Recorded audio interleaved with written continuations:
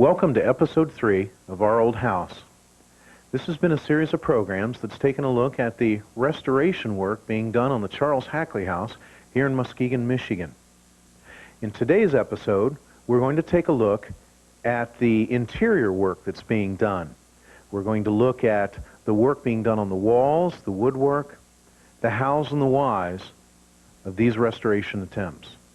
When we looked at the exterior restoration, we described how we began the project from the top to the bottom. We started off with the roof, so we'd have a sound base to work underneath. Well, interior restoration is in many ways similar. We start with the big projects first. In the historical research described in Episode 1, we found that the Hackley house was lit by gas lights when it was first built in 1888 and 1899 when the Hackley family first moved in.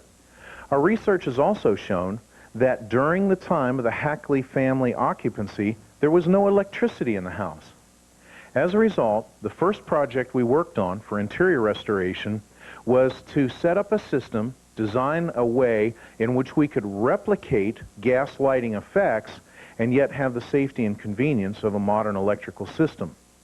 Because of that, the first thing we did was to go around the house, and as we'll see right here, to remove the electrical switches. The same is true of any outlets that were visible in every room. We designed a system of bringing electricity to the location of the old gas light fixtures, and the switching mechanisms are all hidden in a closet where we can run the entire system by master control dimming switches. Now, these dimming switches will allow us to crank up the light, if you will, when we're doing work inside the house. And then, during visitation hours, we'll be able to dim the lights down to recreate the look of the old gas lights. In rewiring the house, we were fortunate in that we didn't have to open up the walls at all. And in most places, we were able to run the wiring through either the attic or through the basement. There were some places on the first floor where we had to bring the wiring into the ceiling on the first floor. And as such, we opened up the wooden floor of the hallways upstairs. And we can see here where we were able to lift up the boards. Interestingly enough, when we did this, we found that this is the way the house had originally been electrified when it was the old knob and tube electrical system. More importantly, when we opened up these floorboards, we found the original gas pipes. And by tracking these pipes, how they teed off and dropped down to the rooms downstairs, we were able to document the exact location of the original gas lights. In some cases, we were even able to pull the wire through the original gas pipes and didn't even require the running of new conduit. Now, an example of how we introduced electricity to replicate the gas lighting is here in this hallway that leads from the front foyer back to the kitchen of the Hackley house.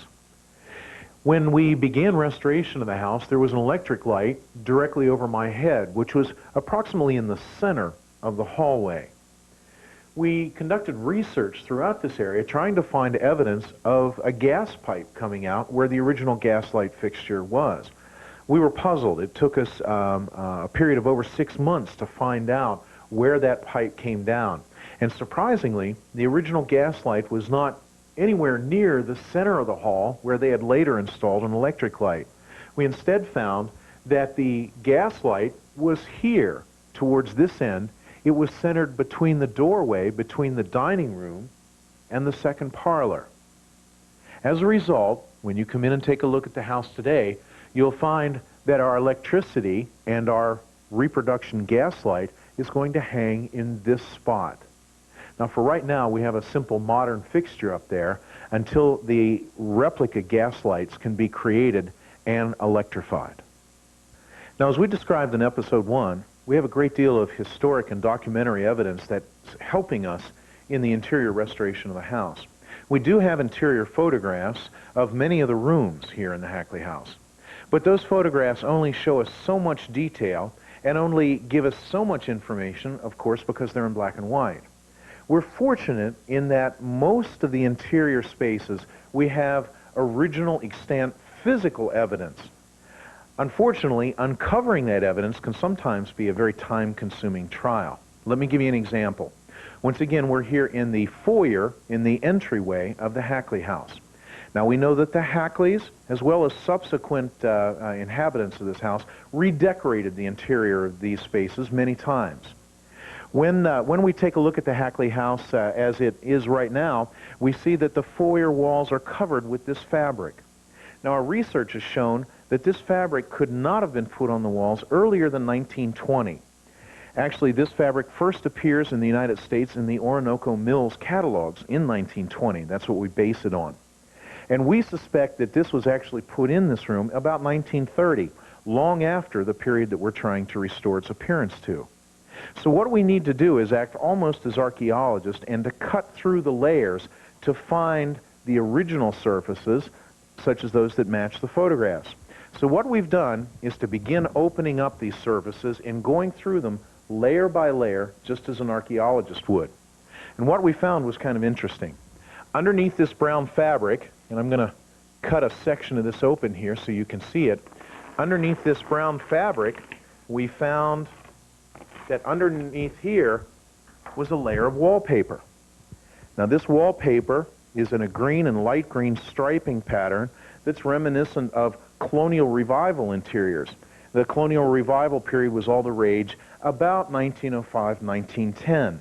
So once again, this is after the period that we're trying to restore. Now, in our research, we began peeling up this wallpaper, and we found underneath 3 coats of paint. Now, having removed that 2-colored green wallpaper and finding those 3 layers of paint, I realized that we were quickly approaching the point where we needed some outside help. To dig through those 3 layers of paint was going to require professional expertise that was beyond the limits of what I currently have on my staff. We brought in the paint analyst who did the exterior work on the house. And climbing up on the ladder here above the mantel, he began layer by layer pulling away the different paints. What we find is directly underneath of the wallpaper was a red paint scheme with a gold lace stencil pattern on top. Again, this is a pattern and colors that we would expect to find right around the turn of the century. Going through that red paint layer was found a tan layer with a vine-like ribbon pattern. And underneath that layer, we found the original.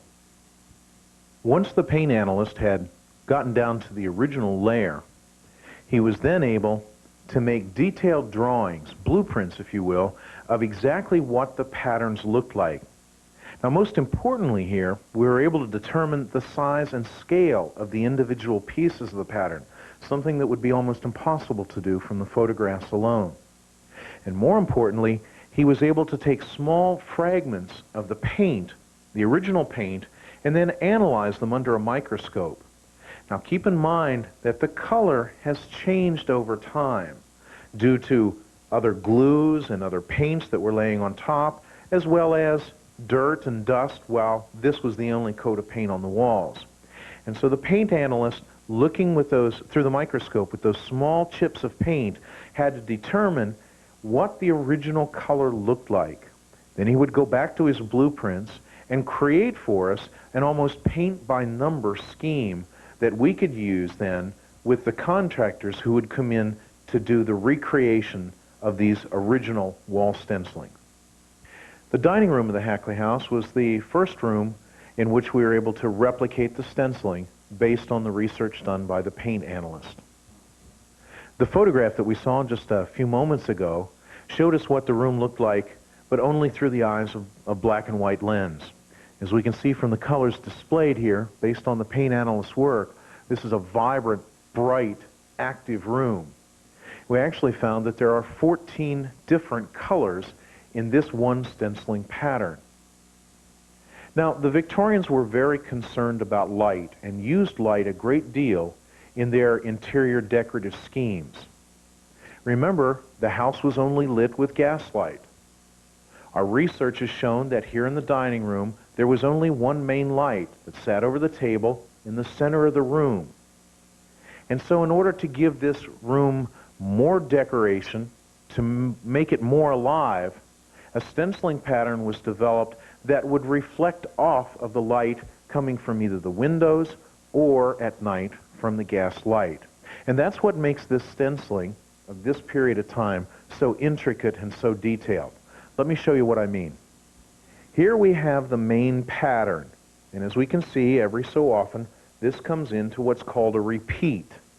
This is pretty simple and pretty standard in all stenciling patterns. But throughout the 1880s, this high-fashion stenciling included a number of other elements. You'll see there's a number of additional colors that are added here, and then there's always a bold, strong line.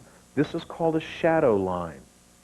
And when you look at the room as a total, you'll notice that the shadow lines are always either on one side or the other, opposite of the major light sources.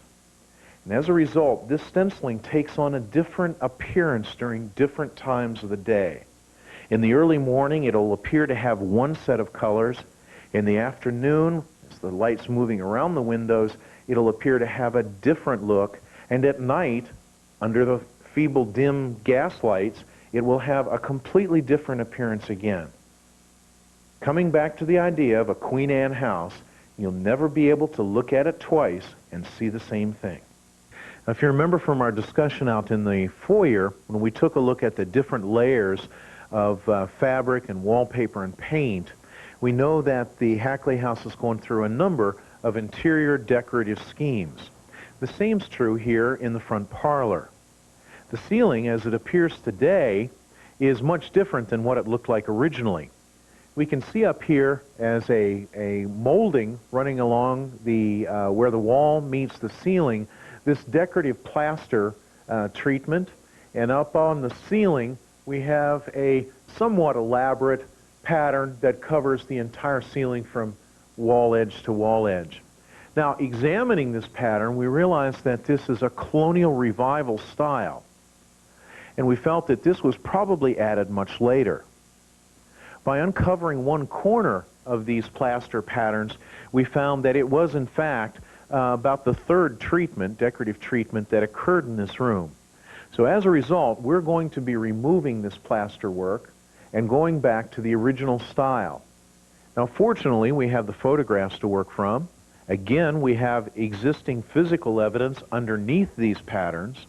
And we also have, in the second parlor, an example of what the original molding looked like. Now, our plan is to take the contour of that original molding from the second parlor and to have it replicated in a new modern product. We have found a firm that will create it for us in 8-foot lengths, and we'll actually be able to attach it right up here in the wall and then paint over it with a prime, and it will give us the surface to recreate the stenciling on top of. I would venture to guess that of all of the elements on the inside and the outside of this house, the one that remains most in the memory of our visitors is probably the woodwork. Now, just like the other elements that we've been describing in the house, everything was custom made for this interior scheme. When we take a look at this work, it's really remarkable. And as we're going through and examining it, we're constantly finding new items, new stories, new themes that have been carved into it. Just here today, working under the lights of the cameras, we realized that the lions here and all of these natural elements in this piece here in the corner of the foyer. We're very fortunate in that over the years, this woodwork has remained in remarkably good condition. So fortunately, we're not going to have to do any major restoration work to it.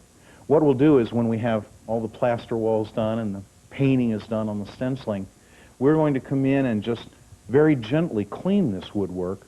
We'll use a mild detergent and very soft rags and basically take the dust off of it, and when that's finished, it'll be ready for display. I'm kind of looking forward to that process because it's going to give us an opportunity to work up close and to really examine all the intricacies of all of these beautiful carvings that we have throughout the house. I think that there's another element that's equally as unique as the woodwork inside this house, and that, of course, is the stained glass windows. Now these windows were a point of pride for Mr. Hackley. They were specially ordered and installed here. And once again, talking about light, as the sun moves around the house, we get a variety of different colors that are coming in and highlighting the walls and the floors. They are really, truly unique pieces in and of their own right, as we saw in episode 1, could be on display at any art museum. Now, like everything else, these windows need some help. And in order to take a look at how we're going about the restoration of these stained glass windows, let's go back for a moment into the restoration shop over in the basement of the Hume House. Another major architectural element that we're working on down here in the shop is the windows.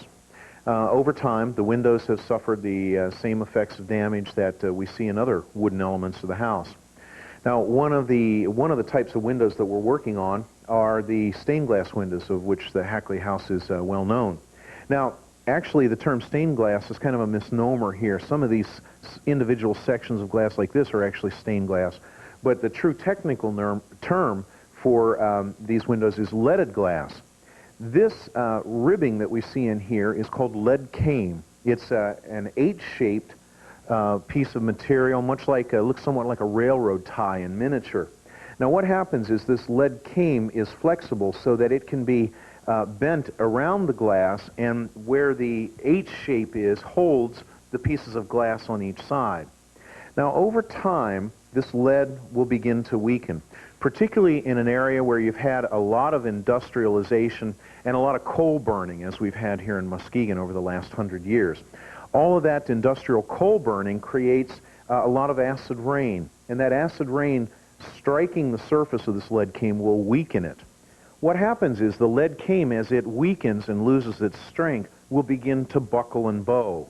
And we see that in old leaded glass windows, how they begin to wave.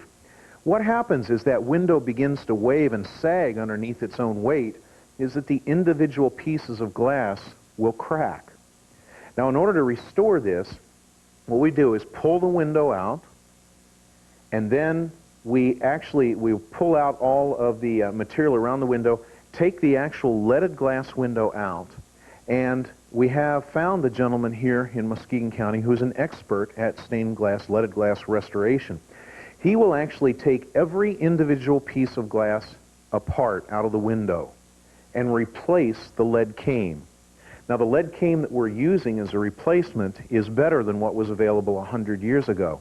In addition, we're adding in a thin copper wire, which over time will give it even more structural strength.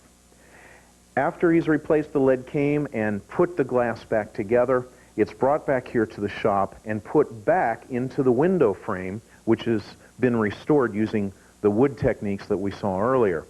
When it's all finished, of course, it's then painted, and as the carpenters come back on for the summer season, this window will be put back in place. Now, the same process is used on each and every window in the house, although those with a solid glass pane don't require the lead work that we described. In every case, the glass section is taken out, the woodwork is done, the glass has to be replaced, put back in, and then the whole section is primed and painted, ready to be installed back in the house. We get a lot of questions when we put them back in the house. Why did you paint the inside yellow? Well, throughout the house we find a variety of different types of woods. As a matter of fact, we haven't even identified all of them that are in these carved pieces. But we know that the window frames were made out of pine. It's a soft, durable wood, very common for a window frame. And when the Hackley's architect was designing this, we know that he had them painted a mild color, and then the artisans who were working on the stenciling of the wall would come in and do a technique called faux. What they would do is to paint the pine window frames with a wood graining technique that would make them look like the hardwood that surrounds them in the carved pieces. We've been told by the people we're working with that this yellow color is the best base color to do that fauxing technique on. As we get some of these other elements done, we'll come through and faux these like the original artist did, and you won't be able to distinguish this pine frame from this wood here. One of the most enjoyable parts of my duties as the person who's in charge of the restoration of this house has been trying to decipher what some of the carvings and the meanings are of the carvings here inside the house. I've uncovered hundreds of examples that you might expect. For instance, food items in the dining room and in the second parlor, which was Mrs. Hackley's parlor, artistic elements, paint and music symbolisms. But there's a lot more here that we're slowly beginning to uncover. Let me give you an example. We're here in the foyer, an area that separates the visitor to the house from the outside world into the civilized civility of the home. And so most of the carvings in here deal with mankind or humanity, or in many cases, weather. I was standing right in this spot one day with a group of young visitors, and I had a young lady ask me, well, what do the carvings up here mean? It looks like the Cupid's asleep over here. And I took a look, and I saw on the left-hand side a carving of Cupid and a night owl, and in Cupid's hand is a torch, but the torch is beginning to burn out. On the opposite side of the same panel, I see another carving of a Cupid, and this Cupid is wide awake, and it appears as if he's flying through the sky with a blazing torch in his hand. And I puzzled on this for a long time and suddenly realized that the architect had carved in here the symbolism for night and day. This woodwork, we believe, is so unique that it's going to take us years to understand all of the symbolism and all of the detail that's presented in this house.